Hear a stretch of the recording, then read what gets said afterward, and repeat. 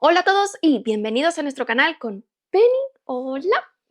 Y yo soy Mary y hoy os traigo La búsqueda del asesino, la tercera parte de la trilogía del Batídico. Se trata de una novela de fantasía épica por esta escritora norteamericana y que tengo que decir que es un libro que es aún más largo que el anterior, que ya era más largo que el primero y que de hecho parece que va a ser su tónica en las siguientes trilogías dentro de este mismo mundo, porque ya os he dicho que tiene muchos libros, varias trilogías que transcurren en el mismo mundo que este, que se conoce como el Reino de los Betulus. La novela fue publicada en 1997 y originalmente en España, como el resto de libros de esta trilogía, fue publicado por la Factoría de Ideas, dividido en 2 libros, pero actualmente las publicaciones de bolsillo es un único ejemplar con 832 páginas. Es un libro que sigue la misma estructura a nivel narrativo que los dos anteriores, es decir, está narrado en primera persona por el protagonista, Traspié Hidalgo Batídico o Fitz Chivalry Farseer, como una especie de metaficción crónica que escribe desde un futuro indeterminado, aunque se determina al final del tercer libro, que es unos 7 u 8 años después de los acontecimientos del final de este libro. Cada capítulo está introducido por un fragmento en cursiva que pretende ser un libro de historia que tiene que ver sobre los acontecimientos y las políticas del Reino de los 6 Ducados, donde transcurre la acción, y que es muy informativo porque normalmente hace referencia a algo que acaba de pasar o que pasará en ese capítulo. Esto va seguido de la narración en sí, en primera persona subjetiva, también desde este futuro, pero ya narrado en forma de novela, predominando las reflexiones internas del protagonista como en los otros 2 libros. La narración también sigue el mismo esquema en el sentido de que tiene un inicio muy lento, en este caso porque Traspié tiene que volver a recordar como ser humano y recuperar también sus memorias, y poco a poco pues las cosas se van acelerando con muchas malas decisiones por parte de Traspié, normalmente por tomar decisiones de forma precipitada, que lo llevan además a pasar muchos malos ratos. O sea, es un personaje que está muy maltratado y que da muchísima lástima por todas las cosas que le pasan. Hasta que al final del primer tercio del libro se decide finalmente a ir tras su tío, el rey a la espera Veraz, en la búsqueda de los Betulus para poder salvar así al reino. Es un libro que pese a esta lentitud no deja de ser entretenido y a mí por lo menos no me aburre en ningún momento, aunque sí que al ser tan largo pues hay un momento que dice, bueno, pues avanza, porque lo que pasa es que da la sensación de que a veces da vueltas sobre un mismo sitio y que son totalmente innecesarias para llevarte a lo que realmente tiene que hacer para que la acción se acelere y que no está avanzando demasiado en la historia. Pero durante estos trozos no son aburridos porque la autora aprovecha para profundizar en el carácter de Traspié y en sus grandes carencias como héroe, más siendo el supuesto catalizador que tiene que salvar al mundo de la amenaza que suponen los corsarios de la Vela Roja y la extraña magia que están utilizando. También en esta primera parte, en la que Traspié pues está persiguiendo a su tío Regio, vemos muchísima más parte del mundo, ya que vemos los ducados interiores y cómo funcionan y cómo de diferentes son a la costa, y también tenemos muchísima más información sobre cómo funciona todo. Aquí también descubrimos que el príncipe, ahora rey regio, es muchísimo más oscuro y peligroso de lo que pensábamos en el primer libro, no solamente porque es un sádico que disfruta con el dolor de los demás, sino porque además poco a poco se va dejando llevar por la locura que había asumido también su madre, que lo vuelve un paranoico y además, al ser un hedonista, es completamente incapaz de dirigir un reino, más un reino que está en plena guerra, aunque sinceramente creo que tampoco podría dirigir un reino en paz. Es una novela que también sigue teniendo muy buenas subtramas y sobre todo aparecen nuevos personajes ricos y bien desarrollados, que están tan bien desarrollados que parece que hayan aparecido antes en la trilogía, siendo el principal problema para muchos el final, que tienes un 50-50 cuando buscas reseñas con respecto a él, y que cuando se critica por ser anticlimático, insatisfactorio con el protagonista y contrario a la coherencia interna de los personajes. Yo es algo que no comparto, pero es cierto que si no te has leído el libro y sabes el final, cosa que yo sí sabía porque me spoileé yo sola cuando estaba intentando buscar los términos en castellano, parece que este final es fruto de una locura por la ingesta de LSD por la autora, pero no es así, porque realmente construye poco a poco la trama para llegar a ese final. Una trama en la que poco a poco va ganando más importancia todo lo que tiene que ver con la magia y especialmente con los poderes relacionados con la magia de la habilidad que controlan los Batídico y que son verdaderamente estos Betulus. Por lo que en realidad te lleva allí de forma orgánica y progresiva y para mí satisfactoria. Ahora bien, sí que es cierto que es un final anticlimático, porque es un final sin ninguna batalla épica con estos corsarios de la Vela Roja, que no está dirigido a satisfacer los deseos del lector con respecto al destino de la mayoría de los personajes, siendo el final de Traspié especialmente algo que parece incompleto porque no es satisfactorio para el personaje. Pero, a su vez, pienso que es completamente coherente con lo que él ha ido comentando desde el futuro, porque ha dicho que siempre su vida ha estado dominada por la soledad y el hecho de tener que renunciar a todo, por lo que un final feliz en este libro no es lo que Traspié tiene que tener. Cabe tener en cuenta además que tampoco es el final ni del protagonista ni de este mundo, porque como ya os he dicho antes, hay varias trilogías que siguen transcurriendo en este mundo y en varias de ellas Traspié es uno de los protagonistas. Pero al final de este libro sí que se cierran las tramas principales, por lo que es una trilogía que es autoconclusiva en sí, ya sea satisfactorio o no. Antes de entrar en la reseña os voy a hacer un resumen de lo que pasó en Asesino Real. Es un vídeo que va a ser largo porque es imposible que no lo sea y eso que me he tenido que dejar muchísimas cosas por el camino y solamente cuento lo que creo que es verdaderamente importante. Como dije al final de mi último vídeo, Traspié, después de hablar con el príncipe Veraz sobre sus intenciones de casarse con Molly, Veraz le propone enrolarse en los barcos y así cambiar de profesión de asesino a soldado. Y mientras se termina de construir los barcos, aprovecha para enseñarle en los ratitos que puede algo de la habilidad para que pueda autoprotegerse correctamente al construir los muros mentales y que nadie pueda acceder a él, pero también a bajarlos cuando le interesa, aunque esto no le funciona tanto. Precisamente porque fracasa en ello, pues no puede enseñarle muchas cosas y decide, en el poco tiempo que tienen, pues utilizar la habilidad para poder ver a través de los ojos de Traspié y poder comunicarse con él al mantener esta conexión y poder así seguir los ataques que se producen en los barcos en el que viaje Traspié. Aunque inicialmente estos asaltos con estos nuevos barcos de guerra salen muy bien y salvan varios pueblos y ciudades, especialmente aquellos viajes en los que está Traspié, que siempre viaja a bordo del Rurisk, pero poco a poco parece que el envío de información por parte de la coterie de Galen, aquellos que instruyó en la habilidad en el primer libro, no llegan a tiempo y los barcos tampoco, por lo que poco a poco los corsarios de la Vela Roja van ganando terreno. Durante estas batallas, además, hay un momento en el que Traspié pierde siempre la conexión con Veraz de forma inconsciente porque cuando entra en la batalla entra en una especie de frenesí de combate en la que corta la conexión con Veraz y se deja llevar por su lado dominado por el lobo con el que ha establecido el vínculo, ganándose así elogios de sus compañeros porque realmente es alguien temible en batalla, pero empezando a despertar otra vez rumores sobre la magia de la maña que parece poseer. Mientras la enfermedad del rey Artimañas va avanzando y lo va consumiendo poco a poco sin que Traspié y el bufón sepan qué hacer para salvarlo más allá de evitar que consuma más drogas que parece que le nublan la razón. Por su lado, Ketrichen, a pesar de su triunfo con los forjados, la verdad es que está muy perdida y no sabe qué actuar, sobre todo porque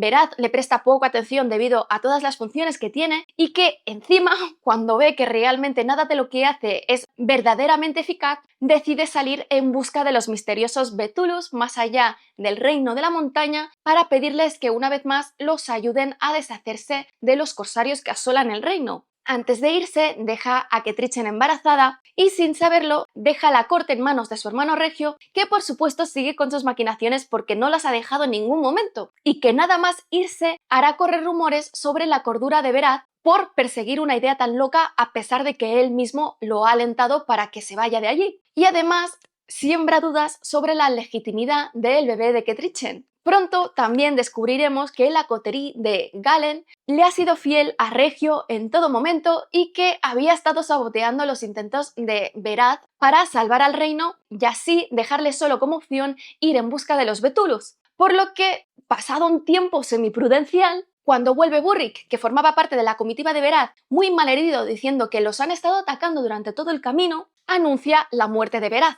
Traspié, que sabe que no es cierto, ya que sigue manteniendo la conexión mental con Berath, intenta explicar al rey lo que está sucediendo de verdad, pero este parece demasiado confundido hasta que finalmente consigue conectar con él a través de la habilidad y descubre el terrible dolor que está sufriendo el rey y que la única manera que tiene de sobrevivir es precisamente manteniendo su conciencia protegida dentro de él. Y que es Chade, de hecho, quien le ha estado dando estas drogas tan fuertes a petición suya para poder alargar el momento de su muerte. Mientras, Regio toma el control de todo y empieza a desmantelar el ducado de Buckkeep y la propia fortaleza para llevar la capital a las tierras interiores al ducado de Farrow del que su madre provenía, abandonando a los ataques de los corsarios al resto de los ducados costeros, incluyendo Buckkeep, pese a los esfuerzos valientes de Ketrichen y Traspié de enviar fuerzas para luchar cuando no van ellos mismos, ganándose así la lealtad de todos estos duques costeros. En medio de todo esto, Molly, que cada vez va estando más desatendida por parte de Traspié porque tiene que hacer muchas cosas, le dice a Fitz que se va de Buck porque tiene que proteger a alguien que es más importante que su propia vida. Y en este momento, Traspié, desesperado para que no se vaya, le revela que en realidad es el asesino real y que por eso siempre está tan desaparecido, y parece que esta revelación horroriza a Molly y lo rechaza vehementemente. Por su lado, Chade, el bufón y Traspié creen que la vida del rey y de Ketrichen está en peligro por las aspiraciones al trono de Regio, más cuando Ketrichen sufre un atentado para hacerle perder el bebé. Y esto se ve muy confirmado cuando Regio anuncia su proclamación como rey a la espera, a pesar de que él sabe de que Berath está vivo porque los miembros de su coterie saben que Berath está vivo. Para poner a salvo al rey y a Ketrichen, planean una huida de estos al reino de las montañas, pero la noche en que tiene que suceder todo, que es precisamente en la que Regio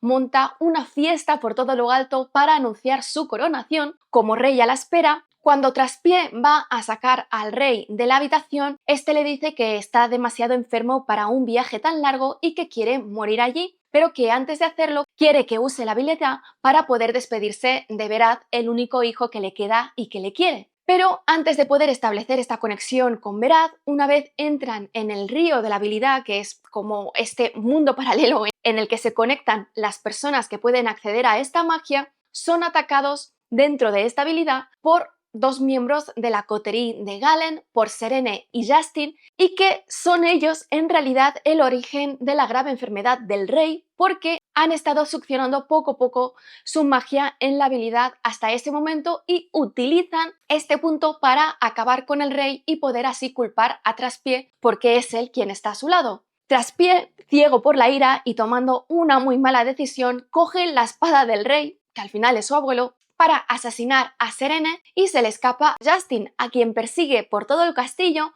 hasta que consigue atraparlo en medio de la fiesta y lo asesina delante de todos, causando pues un gran estupor y aparentando ser un loco porque dice que ha matado al rey, pero no lo dice cómo. Traspié es inmediatamente reducido y encerrado y es acusado de la muerte del rey y del uso de la magia de la maña, y mientras está encerrado, Regio le dice que conocía todos sus planes para la huida de su padre y de Ketrichen, y en ese momento Traspié se da cuenta de que la niña pequeña que acompañaba siempre a Ketrichen como dama de compañía y que dormía a su lado y demás, los había estado espiando todo el rato e informando a Regio. Por lo que, a pesar de que es consciente de que la reina y el bufón sí que consiguieron escapar de palacio porque fue Night Eyes quien los acompañó hasta el sitio en el que los estaba esperando Chade y Burrick, no sabe en qué condiciones se han ido, porque claro, todos los preparativos que habían hecho los había bloqueado Regio, por lo que se imagina que están en medio de la montaña congelándose.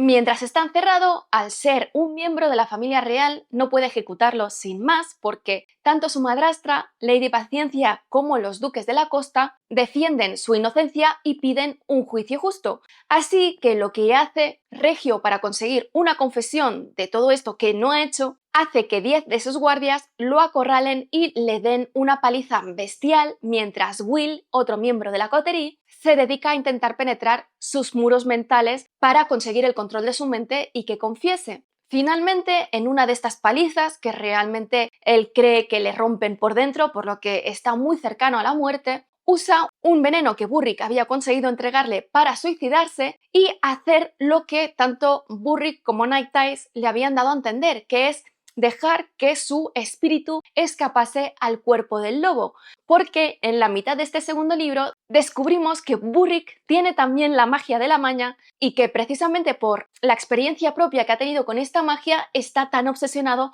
con que Traspié no la utilice. Tras su muerte, Regio lo declara culpable de todos los cargos de los que le había acusado y su cuerpo es enterrado y no descuartizado y quemado gracias a la insistencia de Lady Paciencia. Pero unos días después vemos como Burrick y Chade desentierran el cuerpo de Traspié y que después de mucha persuasión por parte de Burrick consigue convencer al espíritu de Traspié para que vuelva a ocupar su cuerpo roto. Y aquí se termina el segundo libro. Y en cuanto a la reseña de este libro, la novela empieza con Burrick intentando reeducar a Traspié en una cabaña en medio de la montaña para que recuerde cómo ser humano y deje de lado todos sus comportamientos de lobo y poder recuperar así sus memorias. Pero para ello necesita días y semanas, cuando no meses, porque los avances son muy lentos y muy decepcionantes para él y para Chade, que los visita habitualmente, que necesitan que sea todo más rápido para llevar a cabo sus planes.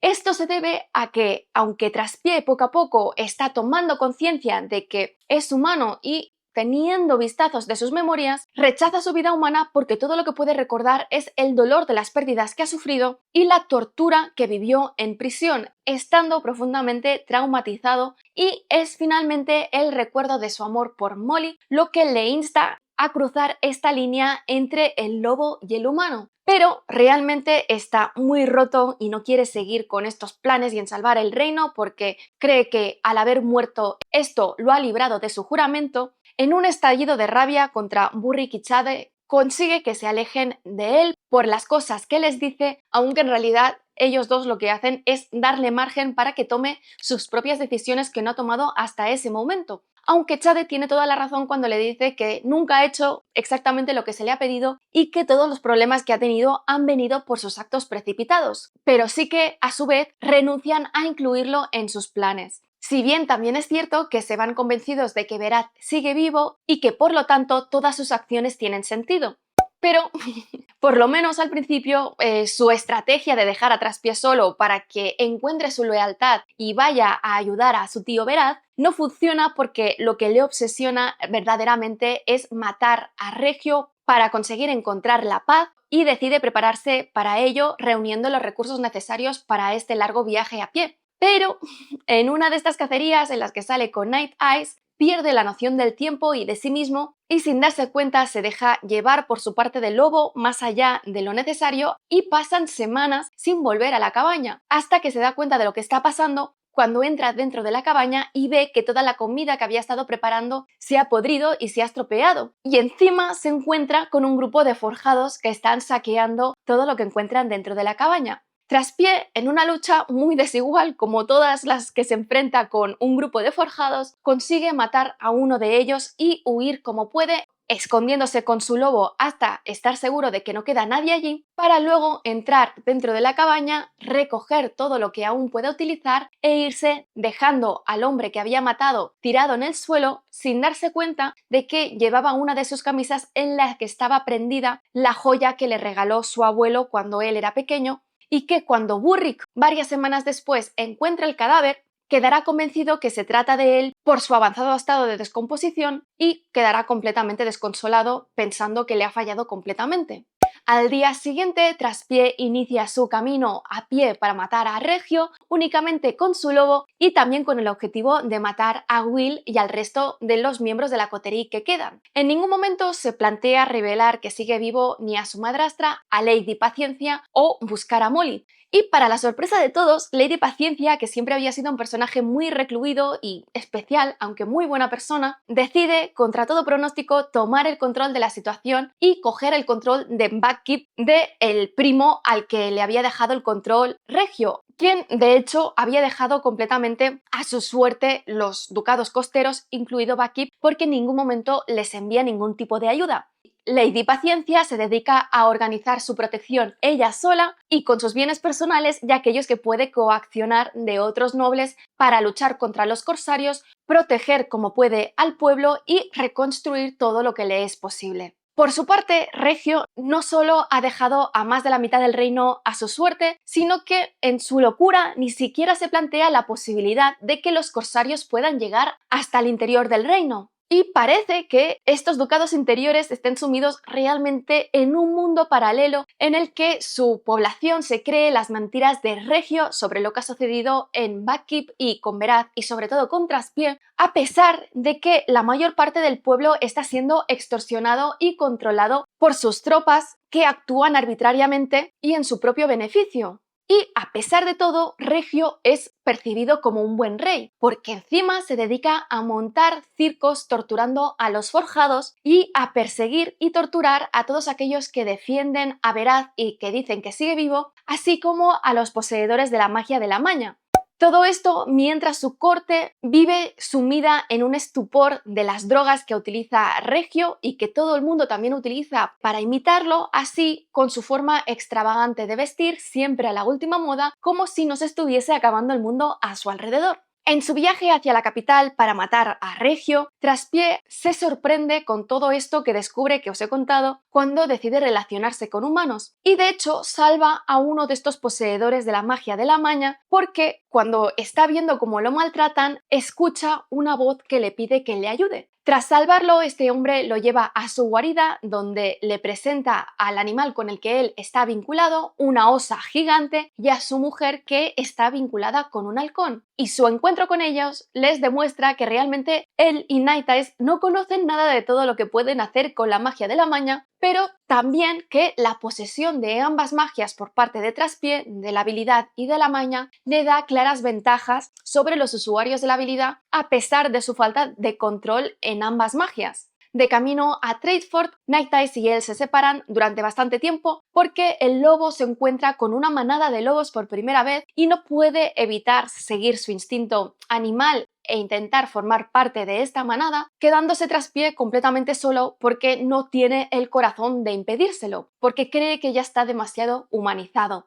Finalmente llega a la capital sorprendiéndose de la locura de Regio, horrorizándose cuando se da cuenta de que realmente Regio está maniobrando para empezar una guerra contra el Reino de las Montañas por su negativa de entregar a Ketrichen. Sin embargo, su intento de homicidio falla estrepitosamente porque Will, que ha avanzado muchísimo en el control de la habilidad, consigue proyectar en su mente una alucinación completa y mientras él cree estar llegando a la habitación de Regio, en realidad lo llevan hacia una trampa en la que se encuentran todos los de la coterie y el propio Regio, además de muchos soldados. Traspié, de hecho, solamente consigue salir de allí por la intervención de Berath, que desde la distancia lleva a cabo una explosión mental en la habilidad que incapacita a toda la coterie y a Regio, pero que a la vez y sin pretenderlo introduce la idea compulsiva en Traspié de que tiene que acudir a su lado para ayudarlo con el tema de los Betulus.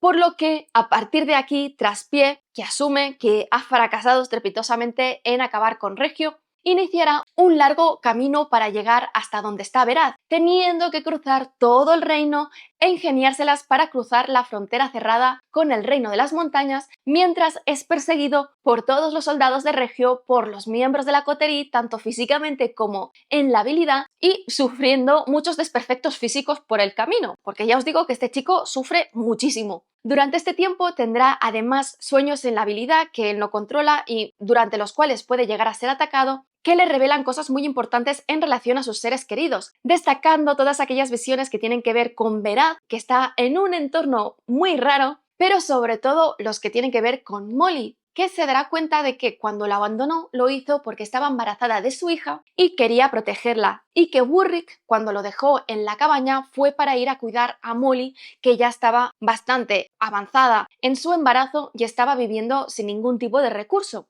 Esto, el hecho de que Molly y su hija estén vivas, servirá para darle fuerzas y seguir en su empeño de llegar hasta Berath para ayudarlo en su cometido para conseguir la ayuda de los Betulus y conseguir un futuro seguro para su familia. Aquí es donde se termina este primer tercio, pero quiero hacer un comentario corto sobre lo que sucede después. No es spoiler del final, pero decidid vosotros mismos si seguís escuchando o no. En este camino largo, hasta que llega a Berat, se encontrará con personajes muy interesantes que no puedo evitar mencionar y que, si no, me parecería muy triste no hacerlo. Porque hay dos personajes que son muy importantes. Por un lado, Starling, una juglar que está decidida a acompañarlo bajo viento y marea, poniendo en peligro su vida para conseguir una canción que la haga famosa. Y por otro lado está Kettle, una anciana misteriosa que está buscando al profeta blanco, es decir, al bufón, para ofrecerle su ayuda para impedir la destrucción de este ciclo del mundo, ya que le explica que el mundo tiene una serie de ciclos que si cuando se llega a este final de ciclo no se consigue avanzar al siguiente, se cae en uno de debajo y por lo tanto esto puede terminar llevando a la destrucción. Pero en cambio, si se consigue superar estos ciclos uno detrás de otro, se llegará al objetivo final de acabar con el tiempo y con la muerte. Y realmente Kettle es una fuente de información inabarcable sobre todos estos temas fantásticos y de la magia en la habilidad.